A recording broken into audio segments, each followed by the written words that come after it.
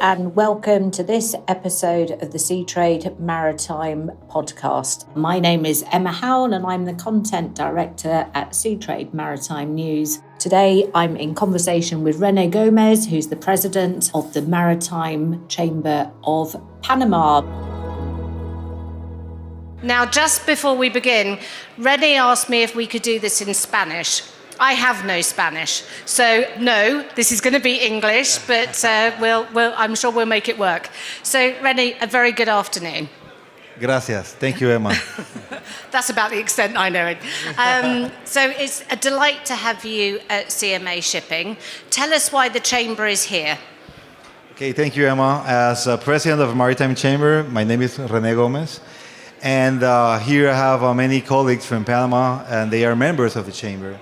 So whenever we arrive at the board, we said that we need to join forces, we need to travel together with the members, and that's what we are doing today. We have been doing in the past. We went together to the Asia in Singapore, and then we're traveling together to Posidonia in Greece and Sea Japan as well. So this is part of our mission as a chamber, to be able to extend our network to help our members and clients to be able to collaborate with other ship owners, service suppliers, and then tell them what's going on in Panama. It's fun, it's nice, it's warm, and we are hosting an event in May 7 and 8, so you are all invited. We are going to talk in English, so don't worry. You can join us. You can join us in the event. Well, that sounds wonderful. Thank you for the invitation. May, yes, so about a month before Posidonia at that point. Yes. Yeah, it's a good time of year. So let's talk a little bit about the economy in Panama and how the Chamber contributes to the economy, both from an environmental capacity, but also from a human capacity, what that brings to the workforce. So let's touch first on economy.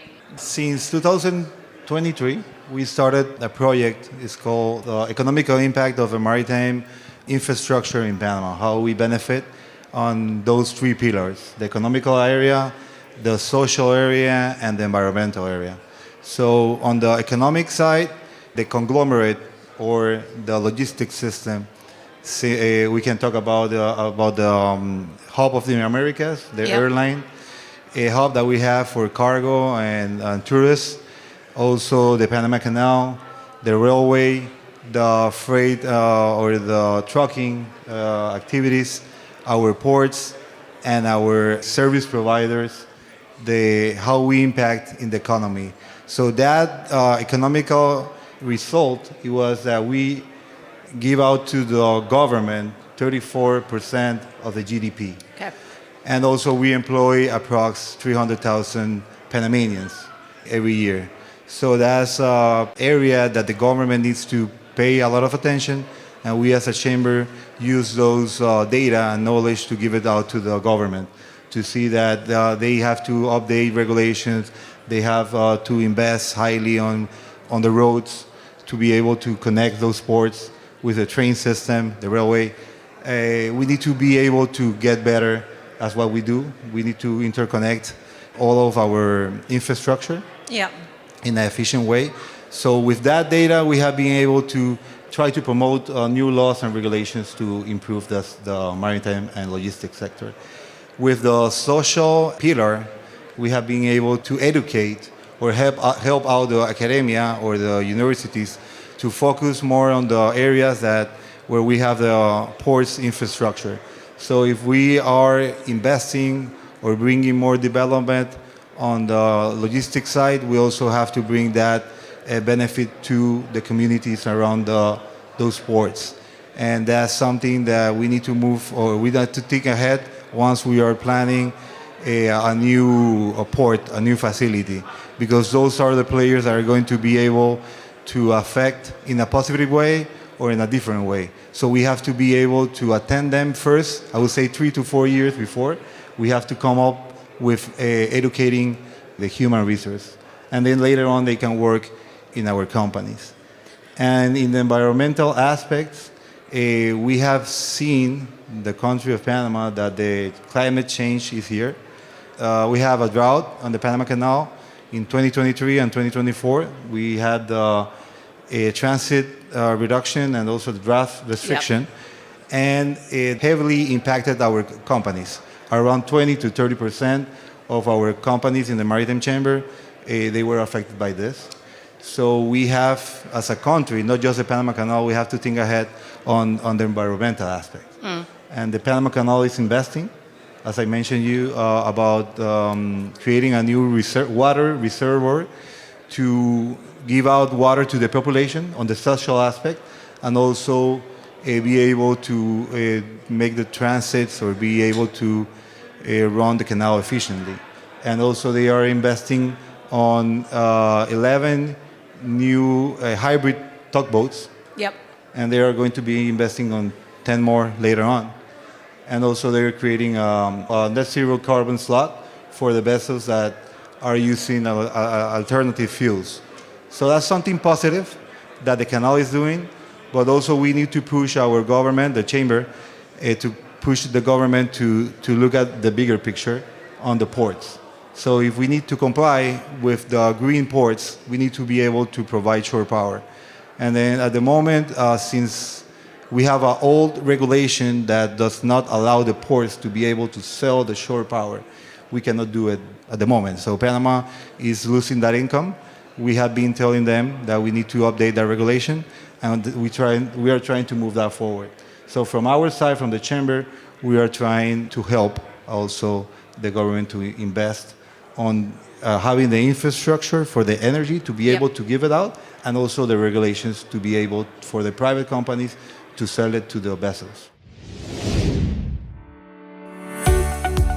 If you're enjoying the Seatrade Maritime podcast, make sure you never miss an episode by subscribing on the app of your choice. So it sounds like the Chamber has a lot to do. So let's dig a little bit more into those different sectors. Let's take logistics first. You've mentioned that logistics contributes to 34% of GDP. And Panama is often referred to as a global logistics hub. What are the key factors that makes Panama a leader in logistics? Yes, and that logistics, 89%, 90% of that, I would say, logistics is transshipment. Yeah. So we receive the vessels on one side of the canal, I would say the Pacific side, and then we can move it by truck or a railway in a short time. So that's something that I would say is a magnet that people or the ship owners likes it. Also, we have a canal that's unique, so that's something that it helps us a lot.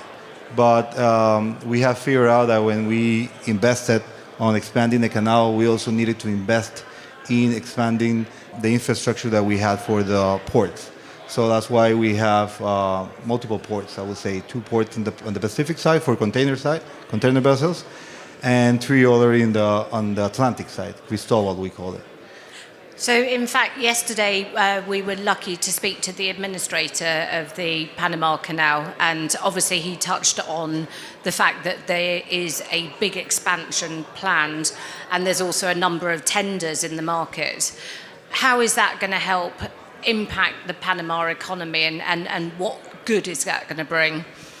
Yes, last year, not Panama, but the region had, I would say, a situation where we didn't have capacity to handle those containers that they wanted to use our system, I would say the logistics system. So Panama lost that opportunity of getting those containers. So last year we handled 10 million TEUs, so we could have handled more, I would say more than 15, if we had those terminals operating. So the canal is going to invest or place for bid the tender for Telfer in the Atlantic side and Corozal on the Pacific side. So that will bring more capacity to the logistics system for moving the containers. So that kind of leads me nicely on to the environmental challenges. I mean, obviously the entire industry is facing its unique challenges across different sectors, and keeping to one side decarbonisation, but let's look at how Panama is specifically addressing those environmental concerns and protecting its maritime ecosystems, especially when we talk about the expansion and the transshipment growth as well. The chamber actually is trying to push that forward, and then talking to all of our members to see what are their green initiatives, how they handle if they are putting solar panels on their roof, on their offices, if they're investing on electricity or EV cars or trucks, and the ports as well, what they are doing on that, if they are training their people to be more ecologically friendly. And also on the, I would say, construction side, we have had great business cases that what they have done in different areas. So for example, the dredging companies that they have worked, and they have done great projects in Jamaica on how to create a cruise port by not affecting that much or mitigating the damage. So on that case, we are trying to be able to expose those good business cases to our memberships, and then once they get it on board into a project, they can use those lessons learned from different members that they have done it in Panama or in the region. So collaboration between your members is obviously key to sharing those case studies and implementing those into regulation eventually as well. Yes, that's correct. Okay. In terms of the Chamber's key priorities, what does that look like over the next 5 years? We are working very hard to update our maritime strategy, national maritime strategy, that is part of our constitution. And we are, in this scenario, try to help the Panama Maritime Authority, that is the one that regulates pretty much all the waterways in Panama. So we are working with governmental entities, not just the Panama Maritime Authority, but immigration, customs, Panama Canal, because the previous one, or the current one that we have, is from 2008. So at that time, we didn't have the decarbonization, we didn't have AI, we didn't have many other scenarios where we have seen it right now. So we are working towards that. And that takes time, but that's something that we have to do it as a country. We have to have just one strategy, not multiple strategies, both from the private sector, from the public sector, from regular civilians. So we are working hard, very hard on that. The other thing that you've mentioned a couple of times is regulation and how the Chamber is helping to influence that change in regulation. Can you talk a little bit more about that as well? Yes, at the moment we are working towards helping out the shipping agencies that improve or get more into the crew change or fix that scenario. So we have an old regulation or resolution, I think it's the resolution 521, that requires some mariners to have custody once they get into Panama. So we are talking to immigrations of how you can analyze that person, not just by nationality, but by his profile. So if he has a contract, what type of company it is, what is his position on the vessel. That is working fine. We are having a lot of help from the Republic of India. So those are one of the nationalities that are on that list. But not just to open up that without looking at the big picture, because there are some security issues that we have to have in mind. But we also, since we have lessons learned from different other countries that they have been supporting us, that they have advised us that we can use another indicators to see if that person is actually a safe tourist or a business tourist, I would say. Okay. We've kind of looked 5 years into the future. Let's take us back 5 years, let's say to the end of the pandemic. What have been the biggest lessons that the Chamber has learned since the pandemic? Well, before the pandemic, we tend to do a lot of webinars and virtual cocktails and stuff like that, and pandemic we did the same, but now we want to bring over our members to our house. We want to be more close to them. And that's something that I would say, in that process during the pandemic is something that we got used to it, not having a personal touch, and that's something that we need to enforce that. And we're trying to do that in our local workers in the Maritime Chamber. You have to talk to them, you have to call them, you have to do a personal interview, meeting with them. So that's something that had been lost, and we're trying to bring it back. That's great. Thank you so much. It's been great to have you here at CMA Shipping this afternoon. Thank you for listening to the Seatrade Maritime podcast, and we look forward to joining you on our next episode.